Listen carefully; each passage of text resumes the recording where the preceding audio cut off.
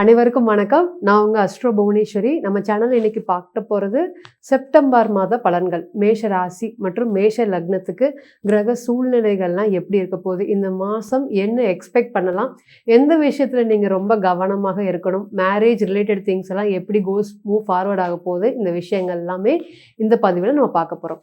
So மேஷ ராசி மற்றும் மேஷ லக்னத்துக்கு லக்னாதிபதி வந்து பார்த்தீங்கன்னா ராசிக்கு 3ஆம் இடத்துல பயிற்சி அடைய போறாரு. ராசிக்கு 2ஆம் இடத்துல சுக்கிரன், 2ஆம் அதிபதியோட சுக்கிரன் வந்து ராசிக்கு 6ல் நீசம் அடைய போறாரு. அதே போல சிம்மத்துல உங்களோட ராசிக்கு 5ஆம் இடத்துல சூரியன், புதன் மற்றும் கேது. சனீஸ்வர பகவான் ராசிக்கு 12ஆம் இடத்துலையும், கேது பகவான் வந்து பார்த்தீங்கன்னா ராசிக்கு 5ஆம் இடத்துலையும், ராகு வந்து 11ஆம் இடத்துலையும் பயணிச்சுட்டு இருக்காங்க. ஸோ இந்த செப்டம்பர் மாதம் ஒரே ஒரு கிரகம் மட்டும் வீக்காக இருக்குது, அது சுக்கிரன். ஆனாலுமே அவர் வந்து 5ஆம் தேதிக்கு மேலே துலா ராசிக்கு தன்னுடைய சொந்த வீட்டுக்கு பயிற்சி அடைய போகிறாரு. ஸோ இதனால் மேஷ ராசி மற்றும் மேஷ லக்னத்திற்கு என்ன நடக்க போகுது, ஃபஸ்ட்டு மேஷம் நீங்கள் யார், இன்னைக்கு உங்களுக்கு என்ன நடந்துட்டுருக்கு, இந்த கிரக சூழ்நிலைகளை உங்களுக்கு எப்படி சாதகமாக நீங்கள் பயன்படுத்திக்கலாம் நிச்சயமாக பார்க்கலாம். மேஷ ராசின்னு சொல்லும்போது காலபுருஷனுக்கு முதல் ராசி. எங்கும் முதல் எதிலும் முதல், எல்லா விஷயத்துலேயும் ஃபஸ்ட்டாக ஒருத்தங்க வந்து நிற்பாங்க. அது யாருன்னு கேட்டிங்கன்னா நீங்கள் தான். உங்களுக்கு நல்லது கெட்டது தெரியாது, யதார்த்த தன்மையோட எல்லார்கிட்டையும் பழகக்கூடிய மனப்பான்மை ரொம்ப ரொம்ப அதிகம். அதே போல் செல்ஃப் ரெஸ்பெக்ட் அப்படிங்கிறதும் இந்த ராசியை பொறுத்தவரை ரொம்ப அதிகம். அது எக்ஸ்ட்ரீம் லெவல் ஆஃப் ஹெல்ப். இந்த ஹெல்ப்பு தான் அப்படின்னு தெரியாமல் நிறைய ஹெல்பிங் டெண்டன்சி கொடுத்து மாற்றுறது யாருன்னு கேட்டிங்கன்னா நீங்கள் தான். நிறைய ஹெல்பிங் அப்படிங்கும்போது தன்னுடைய விஷயத்துக்கு மீறி ஒரு விஷயத்த ஹெல்ப் பண்ணிவிட்டு அதன் மூலியமாக பெரிய அளவுக்கு பாதிப்புகள் இன்றைக்கி யார் அதிகமாக ஃபேஸ் பண்ணிகிட்ருக்காங்க அப்படின்னு கேட்டிங்கன்னா மேஷம். பட் எல்லாருமே பொதுவாக சொல்லக்கூடிய ஒரு விஷயம் என்னன்னு கேட்டிங்கன்னா கோவக்காரங்க. உங்களுக்கு கோவம் மட்டும்தான் அதிகமாக வரும், வேறு எதுவும் உங்களுக்கு தெரியாது, கோவத்தில் படபடன்னு பேசுகிறவங்க, இந்த மாதிரி நிறையா நெகட்டிவாக உங்களை பற்றி நல்லது செய்ய போய் கெடுதல் நிறைய பெயர் யார் வாங்குறா அப்படின்னு கேட்டிங்கன்னா நீங்கள் தான்.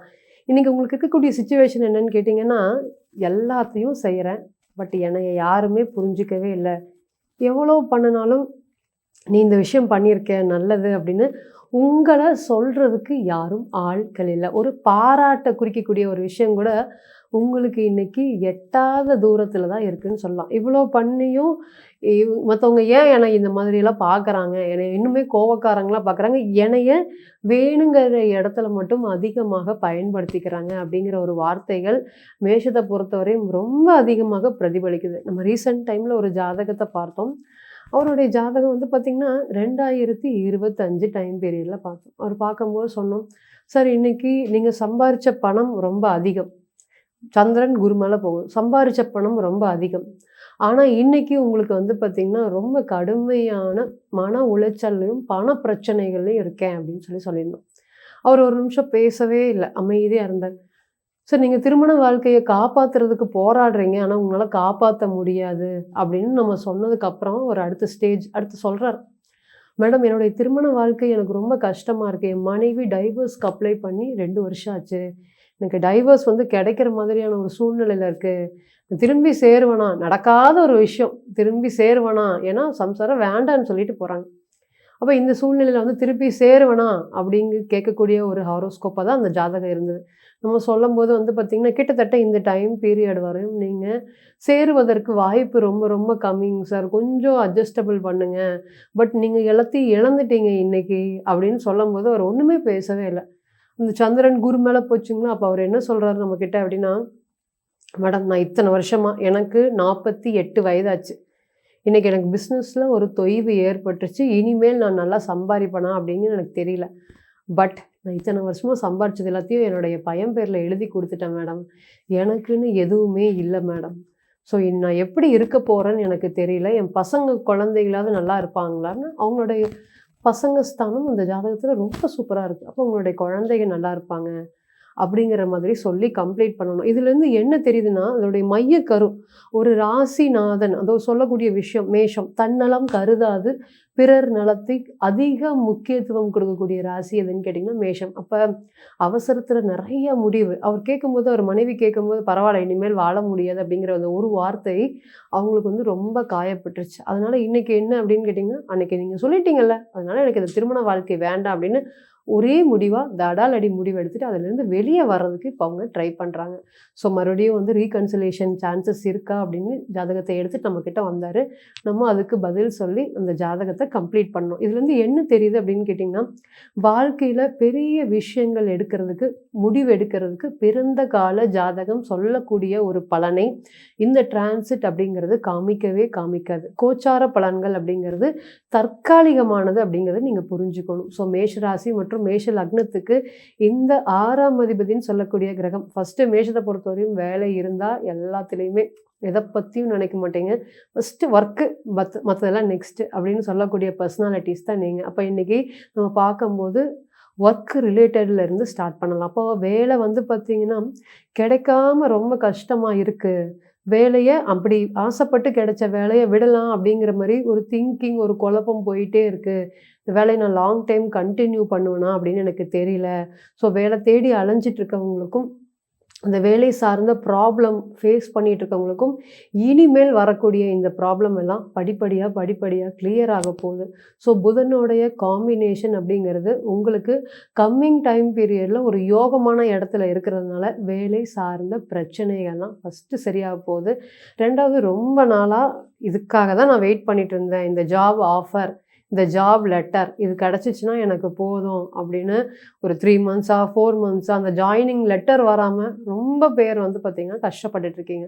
ஸோ அதுக்கு எல்லாத்துக்குமே ஒரு வரப்பிரசாதமாக ஒரு நல்ல ஒரு டேர்னிங் பாயிண்ட்டாக அந்த லெட்டர் அப்படிங்கிறது வந்து அப்பாயின்மெண்ட் லெட்டர் இன்றைக்கி உங்களுக்கு அதிகபட்சமாக இந்த புதனுடைய டிரான்சிட்டில் ஏற்படுத்தி கொடுக்கும். ஸோ நிறைய இழுபறியான இருக்கக்கூடிய விஷயங்களும் இந்த நேரத்தில் வேலை செய்கிற இடத்துல ஒரு விஷயம் வந்து ஒரு ப்ராஜெக்ட், இந்த ப்ராஜெக்ட் என்னை நம்பி கொடுத்துருக்காங்க.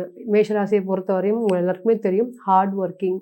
ஸோ அது எல்லாரையும் வந்து பார்த்திங்கன்னா ஒரு விஷயத்தை கொண்டு வந்து அது எல்லாத்தையுமே ஸ்மூத்தாக வந்து முடிக்கிறது இந்த மேஷம் தான். ஸோ படன்னு எல்லாருக்கிட்டையும் வேலை வாங்கக்கூடிய கெப்பாசிட்டி யாருக்குன்னு கேட்டிங்கன்னா மேஷம்.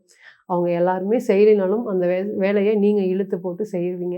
இத்தனை நாள் அந்த வேலைக்கு உண்டான கிளியர் விசிபிள் ரிசல்ட் அப்படிங்கிறது வராமல் இருந்திருக்கு. பட் இனி வரக்கூடிய டைம் பீரியட் உங்களுக்கு வேலைக்கு உண்டான பலன்கள் அப்படிங்கிறது கண்டிப்பாக கிடைக்கும். அதே போல் சுக்கிரன் ஆஃப்டர் லாங் பேக் 7ஆம் அதிபதி 7ஆம் இடத்துக்கே வராரு. இதனால என்ன ஒரு யோகம் அப்படின்னு கேட்டிங்கன்னா கல்யாணம். ஸோ கல்யாணம் சம்மந்தப்பட்ட விஷயத்தில் எல்லாமே வந்து பார்த்திங்கன்னா டெசிஷன் எடுக்க முடியல. அதாவது போயிட்டு சொல்கிறேன், வந்துட்டு சொல்கிறேன் அப்படின்னு ஒரு காரணம் கருதி ஒரு விஷயத்த வந்து பார்த்திங்கன்னா ஃபுல்ஃபில் பண்ணாமல் அந்த மேரேஜ் பேச்சோட நின்றுக்கும். இந்த மாதிரி இருக்கக்கூடிய விஷயங்களுக்கு எல்லாத்துக்குமே இனி வரக்கூடிய டைம் 7ஆம் அதிபதி 7ஆம் இடத்துக்கு வந்துடும்போது தானாக ஆட்டோமேட்டிக்காக வரன் அப்படிங்கிறது உங்களை தேடி வரக்கூடிய டைம் பீயிங்காக இருக்கும். ரெண்டாவது, ஒரு வேலை வந்து ஒரு கரியர் காரணமாக, ஒரு லொக்கேஷன் காரணமாக, ஒரு குவாலிட்டி, அதே போல் வந்து ஒரு படிப்பு சார்ந்து ஏதாவது ஒரு டிஸ்ட்ராக்ஷன் இருக்குது, அதனால் ஃபர்தராக ஒரு முடிவு எடுக்க முடியாமல் யோசிச்சுட்டு சொல்கிறோம், இது வந்து சரிப்பட்டு வருமா அப்படின்னு எனக்கு தெரியல, இருந்தாலும் யோசிச்சுட்டு சொல்கிறோம் அப்படின்னு ஒரு பிடி கொடுக்காம பேசியிருந்தோம். ஒரு வரன்லாம் எல்லாருக்கும் பிடிச்சிருச்சு, அவங்களுக்கும் பிடிச்சிருச்சு, எங்களுக்கும் பிடிச்சிருச்சு. பட் இந்த லொக்கேஷன் சேஞ்சஸ், பிளேஸ் சேஞ்சஸ், படிப்பு, சொசைட்டி காரணத்தை காட்டி ஏதாவது ஒரு சூழ்நிலை வந்து பார்த்திங்கன்னா வரன் ஸ்டாப் ஆகிருக்கும். பட் இனிமேல் அது எல்லாமே வந்து படிப்படியாக சரி பரவாயில்ல காம்ப்ரமைஸ் ஆகிக்கலாம் அப்படின்னு இந்த வரன்கள் எல்லாமே உங்களை தேடி வரக்கூடிய பாக்கியம் இனி வரக்கூடிய காலங்கள். ஸோ திருமணம் கண்டிஷன்ஸ்லேருந்து நிறைய கண்டிஷன்ஸ் அப்ளை போட்டுட்டு இருந்தவங்க எல்லாத்துக்குமே இனி வரக்கூடிய காலங்கள் இந்த மன மாற்றங்கள் அப்படிங்கிறது கண்டிப்பாக ஏற்படும். ஸோ 4ஆம் இடம் சொல்லியே ஆகணும். சந்திரன் வந்து பார்த்திங்கன்னா இந்த ஆகஸ்ட் மாதம் மேஷத்திலேயே பயணிக்கிறார். அப்போ ஃபஸ்ட்டு என்னன்னு கேட்டிங்கன்னா ஸ்டடீஸ் அப்படின்னு கேட்கும்போது நிறைய வந்து பேக்லாக் வந்து விழுந்துகிட்டே இருக்குது, என்னால் வந்து கிளியர் பண்ணவே முடியல.